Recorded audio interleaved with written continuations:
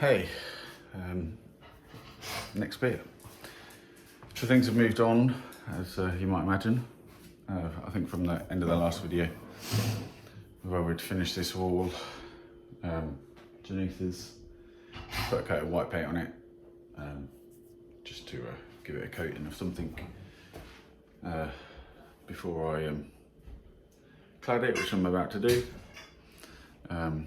And then what she's done is she just wanted to get a coat of white paint on everything, so she's been filling and sanding the walls, so she's done a great job there. So she just wanted it to look a bit brighter. And then also I have now battened this wall and battened this wall, so you can see how much various different places it's out, but means we'll now have straight walls. So and then also I have, if you can see up there, a hole. What was happening before, I've shortened this to incorporate the wire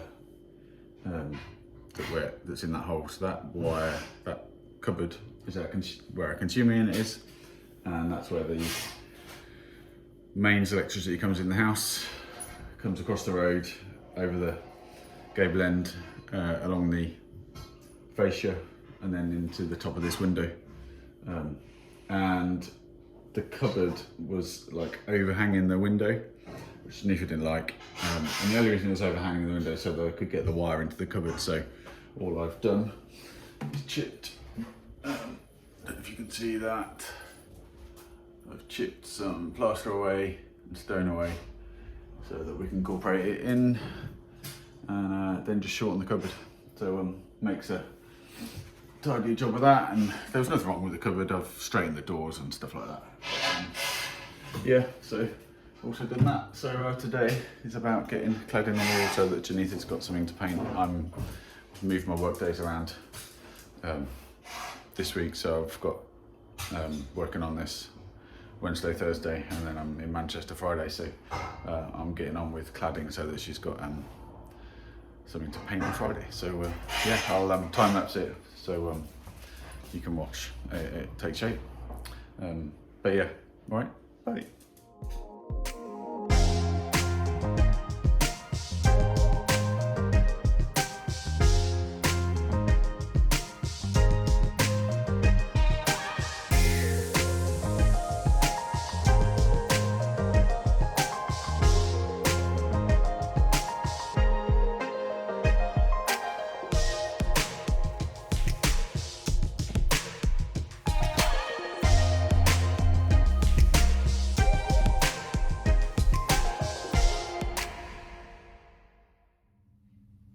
Then all done. Well, not all done.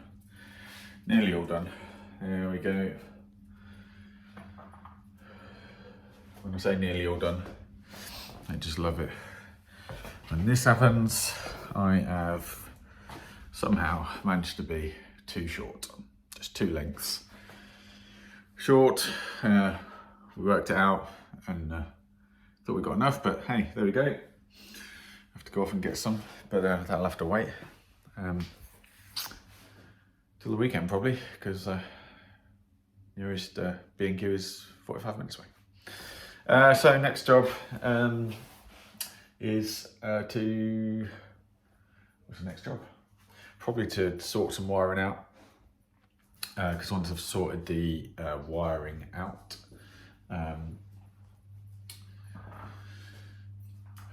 once I sorted the wiring out, I can do the rest. I can board the rest. So yeah, I'm going to get on with that. I know I've got these two wires here, which are part of the ring main, so just going to extend that. We're going to have 3 sockets along this wall, and then 1 along here. So yeah, I'll get on with that. See you in a bit. Bye. There we go. Wires all in. So fed a new wire. So the 2 ring main bits terminate here, so ran a new wire from that one over there, which I've now finished, all the way to one of these because I need them not to terminate at the same socket so I can make my ring mate. Yeah, so they're all the wires are fixed. So now it's on to cladding again. So I'm going to clad this wall, get this one done because we keep having to move this unit, which is very cook on. So we'll get this wall done, and then maybe if we get time this afternoon, don't know what time it is now, but might even get that wall done there. So making swift progress, which is really, and it smells amazing with all this pine cladding. Smells really good. So yep, making progress and keeping you up to date. What's up? Don't say hi. Say hi. You barking at? She's just found her voice. She's just decided or just kind of latched on that this is her territory, and part of growing up, she's protecting it, letting people know that she's around. She's a bit more growly than a bit more alert than Tilly. Tilly's old and doesn't bother unless it's really urgent. But as you can tell, she's found something. She's heard something. Is it sheep? Should we go and have a look? Right, we'll go and have a look. Cheers, bye. Good morning, peeps. It's good morning because it's a few days later, as you can see from behind me. So the rest of that day from the last clip, I did manage to clad this wall, and I got most of the way across this wall, but ran out of cladding. So I had to put things on hold there. And then also I was working yesterday. I had to move my working days around, so I was in Manchester. So used the opportunity then to buy cladding on the way home, because we're again like 50 minutes away from a B&Q or DIY store. So today is getting this, certainly the bulk of the cladding finished for this bit, get this all blocked in. And Janitha was off the Friday because she is normally, and we normally have the day together. So as I wasn't around, she took the opportunity to give all of the cladding a first coat of paint. So we're going for this sort of stony, I guess like a creamy, it is a creamy colour, but like a stony, creamy colour, which we thought was kind of nice fitting for a country, cottagey type feel. So that's on the first coat. It's just outside paint, like shed paint, because we were like, we need something that's waterproof because it's a kitchen. And it was like half the price of what you would call proper outside wood paint. But hey, what's the difference?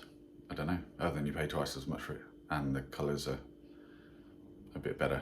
But if you like a colour that's in the outside fence shed paint, surely it's a similar sort of thing, right?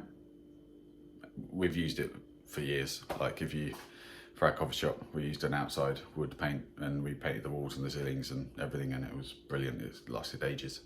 So yeah, just a note for you there. Don't always just assume that because it says it's just for fences that you can only use it for fences.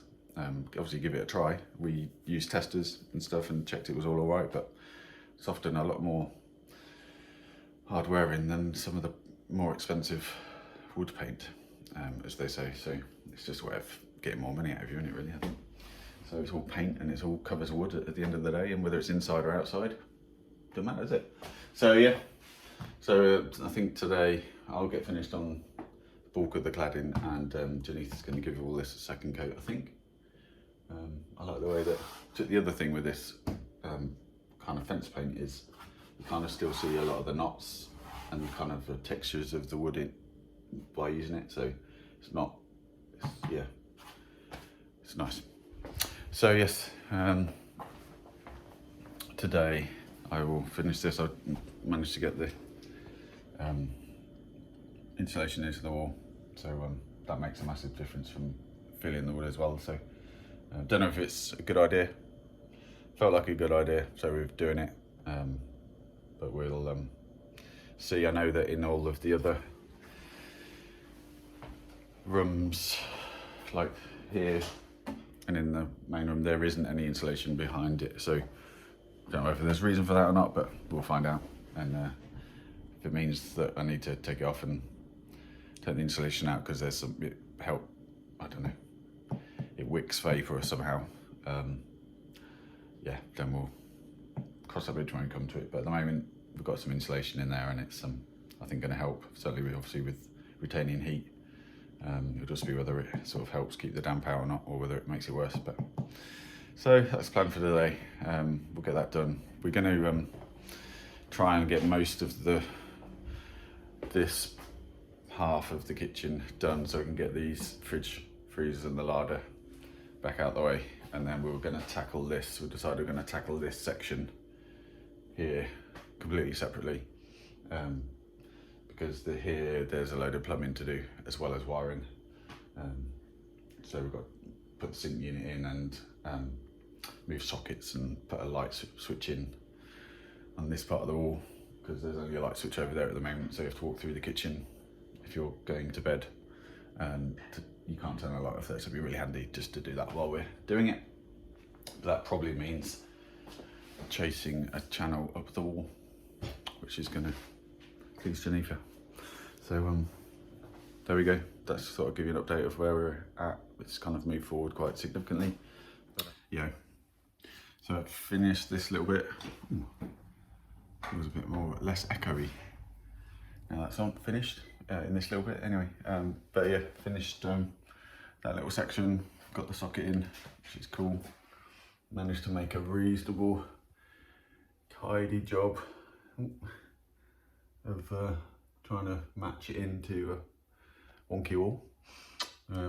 So there's still plaster, a little bit of plaster, like 5 or 6 mil of plaster to sit in this where the screen is. So that'll cover up that bit of a gap. But obviously you're going to get a bit of a gap because I'm slotting it in with the tongue of groove, so you always get a 5 mil gap to try and slot it in. So but that's fine. We'll decorate a fillet that so it's nice and flexible and stays good. But I'm pleased with how the lines come down the corner, nice and tight, and nice to see that it was also straight. So that'd be the only straight thing in this house so far. So next thing, now we've done those, Ginny's is going to start putting a second coat on. I'm going to try and tackle this windowsill, which I think you can see if I make, I don't know how I'm going to do this.